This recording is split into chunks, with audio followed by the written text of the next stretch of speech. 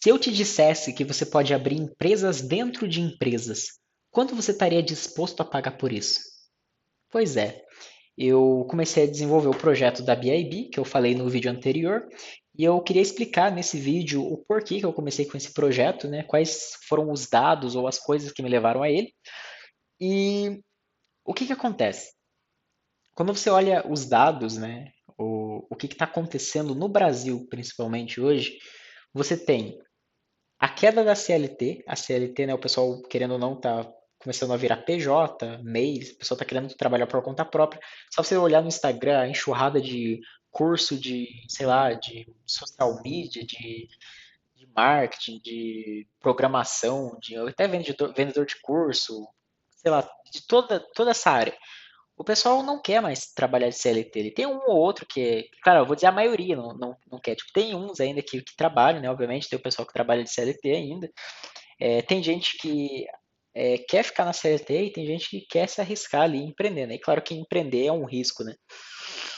Principalmente por conta do investimento inicial que você tem, que é o que a Deskoff e o projeto da BIB resolve, que eu vou explicar mais para frente. Além disso, você tem a moeda nacional derretendo, né? O real perdeu muito valor, vem perdendo muito valor por conta da inflação, né? Eu que era da área de finanças e investimento, sei que o dinheiro hoje não vale tanto quanto a gente acha que ele vale. Ele está valendo cada vez menos, mas muito menos. O que, sei lá, o que 100 reais comprava há 5, 10 anos atrás, ele não compra mais hoje. Pode ser que daqui 10 anos 100 reais compre uma xícara de café, cara. Então, tipo, o dinheiro está valendo muito pouco. O pessoal não quer mais, né, a maioria não quer mais trabalhar no CLT, e além disso a gente tem outros problemas que eu não sei como que vão ser resolvidos, que o primeiro é, o INSS está quebrando, né? A gente tem ali a questão de se aposentar, e a gente sabe que a gente não vai se aposentar, né, na nossa geração. A gente não consegue mais comprar uma casa porque se tornou algo inviável, cara. Uma casa ficou extremamente cara e você tem que dar uma entrada que geralmente é 30%, se eu não me engano, que é um valor alto, cara. Para você Pra você conseguir dar uma entrada, foi mal. Pra você conseguir dar uma entrada dessa, você vai ter que pegar um empréstimo, você vai ter que se endividar, tá ligado? Então se tornou um sonho cada vez mais distante. Mais distante. Carro também, né? Moto também está se tornando mais distante, está cada vez mais caro. Então, você tem esses problemas, né?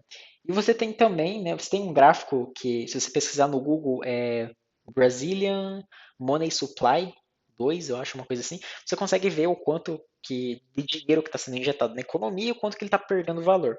Você também consegue ver muitos dados ali sobre o quanto o pessoal está rejeitando a CLT, ou quanto que o mercado, né, de trabalho ele está sofrendo para conseguir achar mão de obra. E por mais que tenha a narrativa que as pessoas não querem trabalhar, e realmente tem uma galera que não quer trabalhar, mas também tem sim muita gente que quer trabalhar, como eu, por exemplo, que quero trabalhar, só que eu não vou trabalhar por 1.600, 1.800, cara, eu não valho isso, tá ligado?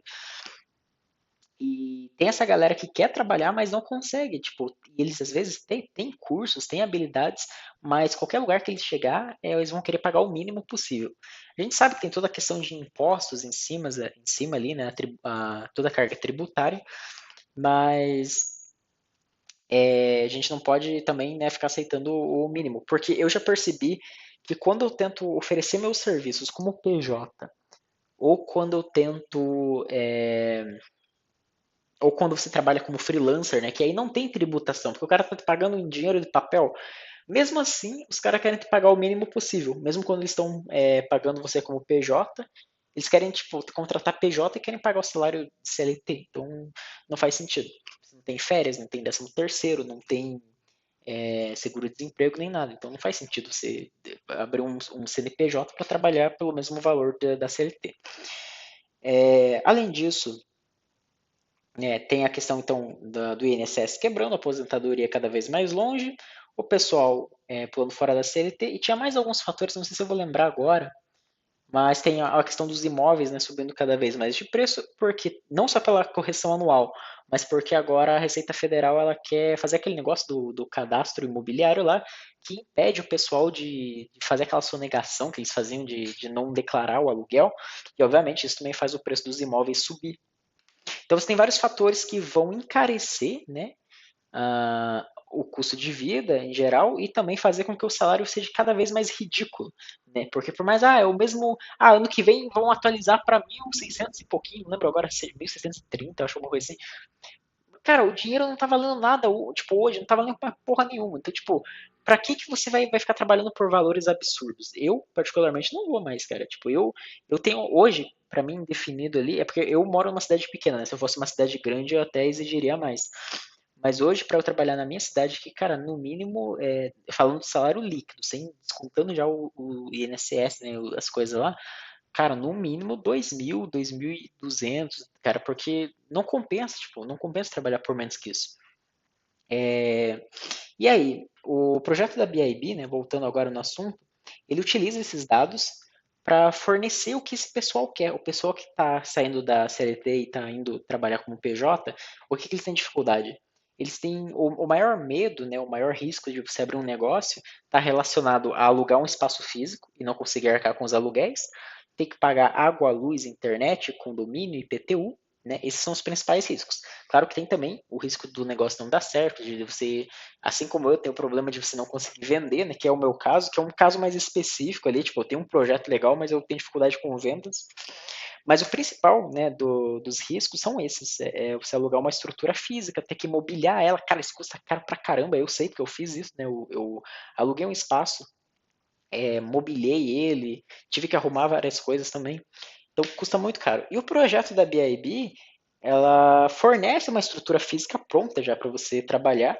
A ideia é fazer depois, né, se eu conseguir um espaço maior, um projeto onde as estações de trabalho, digamos assim, elas são padronizadas. Eu não vou dizer como que elas são compostas, eu tenho isso, né, na documentação, mas eu não vou explicar, né, não vou entregar o know-how que a gente fala, né.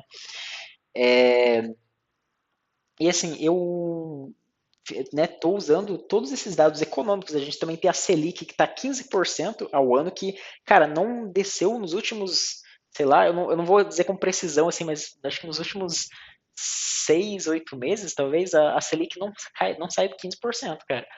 Então, tipo, tá lá no talo. Tem vários canais de investimento, assim, alguns que eu sigo, não vou citar os nomes, mas que os caras ficam falando, não, mas agora a projeção é boa, agora a Selic vai baixar. Cara, não baixa. Aí, tipo, os caras falam isso, aí passa a próxima reunião do Copom, a Selic continua em 15% ao ano, cara. Então, tipo, não cai, tá ligado? E, obviamente, isso vai afetar muita coisa. A gente também tem as questões mais políticas ali, a gente tem as tretas ali do Trump com o Lula, né, o tarifaço, então tudo isso faz as coisas subirem de preço. Então, o cenário para o ano que vem é lascado, cara. E é por isso que eu fiz o projeto da BIB focando numa projeção para o ano que vem, no quanto que esse cenário vai estar lascado e o quanto que muita gente vai querer reduzir despesas em geral, seja de de aluguel, seja de água, luz, toda essa estrutura para você trabalhar. Então, como você tem muito autônomo, né, muito freelancer autônomo, MEI, criando projetos, vendendo sistemas, trabalhando como social media, como programador, como editor de vídeo e várias outras áreas, essa galera enfrenta algumas dificuldades. Se ela trabalha home office, ela não consegue, digamos assim, separar a vida pessoal e profissional. Às vezes ela tem cachorro que fica ali pulando por cima do computador, às vezes tem filhos que chamam o tempo todo, o marido, a mulher chamam o tempo todo, não consegue se concentrar. Outro problema, eles têm dificuldade com a questão do endereço. Eles usam o endereço residencial deles no Google, aí os clientes que vê lá acham que é um golpe, tipo, não vai, já fica meio desconfiado, ele perde clientes por conta disso. Tem também a questão de usar o endereço residencial no CNPJ, ele fica público, todo mundo vai ver lá, tipo, sei lá, dependendo da situação, pode ser um risco. Então você tem várias situações chatas ali, né? Que você enfrenta quando você trabalha por conta própria. E a BIB, ela resolve vários desses problemas porque ela permite que você seja independente, a sua empresa seja independente, mas ela ainda assim tem uma estrutura física para trabalhar, ela ainda tem um endereço, ela ainda tem vários outros fatores que eu não vou entrar em detalhes.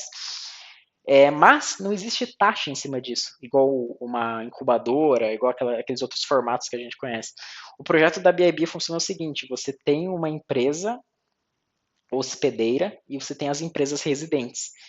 elas se complementam, mas elas não são a mesma empresa, são empresas separadas. As residentes utilizam a estrutura da empresa hospedeira, mas as finanças e a contabilidade é separada. Então, se você tem uma empresa dentro da minha, por exemplo, dentro da Deskoff, você utiliza tudo que a gente oferece para você trabalhar por conta própria, mas a sua parte contábil e financeira é sua, tipo, não tem nada a ver com a nossa. Então, empresas dentro de empresas, entendeu? E tem mais outras estratégias bem legais que a gente usa ali que permite que esse modelo funcione e que ele exista. E ele está em constante evolução, né? A tecnologia BIB, ela não se limita à atualidade, às leis atuais, ela se atualiza. Então, se as leis mudam, a tecnologia BIB se reconstrói e muda para ela funcionar dentro das leis, obviamente. Ela não é uma shell company, que já seria uma empresa um pouco mais de fins duvidosos, vamos dizer assim. Mas a BIB atua dentro da lei, ela utiliza todos os mecanismos dentro da lei para funcionar e existir. Então, se as leis mudam, ela não morre, ela se atualiza, ela se modifica e ela consegue, né, se atualizar ali para ela funcionar. Isso é bem interessante.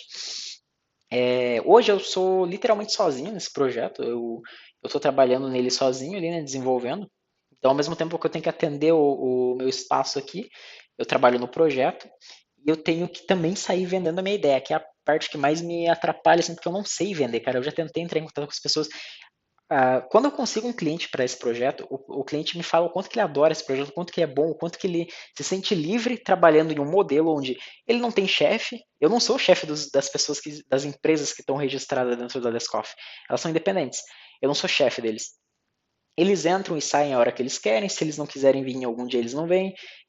Todos os resultados deles dependem deles mesmos. E você deve estar se perguntando, né, como que a hospedeira sobrevive, né? Como que a minha empresa sobrevive? A minha empresa, ela sobrevive dos recursos que ela vende para as empresas residentes, né? Eu não vou explicar muito em detalhes quais são esses serviços, porque é bem estratégico a forma de fazer isso, mas ela sobrevive dos recursos. Então, não é um sistema comunista dentro de um sistema capitalista, apesar de parecer, porque apesar de você ter recursos compartilhados, ali, como café, o ar-condicionado, micro-ondas, as empresas residentes elas pagam, né, para utilizar o espaço, só que esse valor é muito mais baixo do que um aluguel tradicional e elas não tem essa, digamos, elas não ficam presas na hospedeira, tipo, tendo que pagar taxa sobre lucro. Então, se as empresas residentes estiverem faturando, sei lá, 100 mil, 200 mil por mês, para a hospedeira ela só paga o que ela usa dentro da estrutura, entende? É bem interessante isso. Mas, enfim, esse vídeo é para explicar um pouco mais sobre o projeto que eu mencionei no vídeo anterior, né, como que ele funciona. Tem umas coisas muito interessantes, muito legais que eu gostaria de poder explicar, mas eu não posso porque daí eu já entregaria muito mais além de como que eu descobri que dá para fazer isso, como que dá para fazer isso, né? Como que dá para você abrir empresas dentro de empresas ali. Mas se você tem interesse em abrir a sua empresa dentro da minha, seja ela física ou virtual, você pode fazer isso, né? Você pode achar a gente no Instagram, que seria Desk Coffee Coworking, né? Desk Coffee, ou você pode acessar o nosso site www.deskcoffee.com.br. Eu falo Desk Coffee porque eu acho mais bonito. E aí você consegue entrar em contato, né? E tá fechando ali um negócio se você quiser abrir a sua empresa dentro de uma estrutura já pronta e reduzir gastos, né? Ou se você quiser utilizar recursos que permitam que a sua empresa tenha mais credibilidade e profissionalismo também. Mas é isso, né? Esse vídeo era mais para esclarecer. Eu vou indo nessa e deixa o like aí, deixa um comentário também. E se você gostou do vídeo, compartilhe. De repente a gente encontra investidores aí que queiram desenvolver esse projeto, né, e levar ele para frente.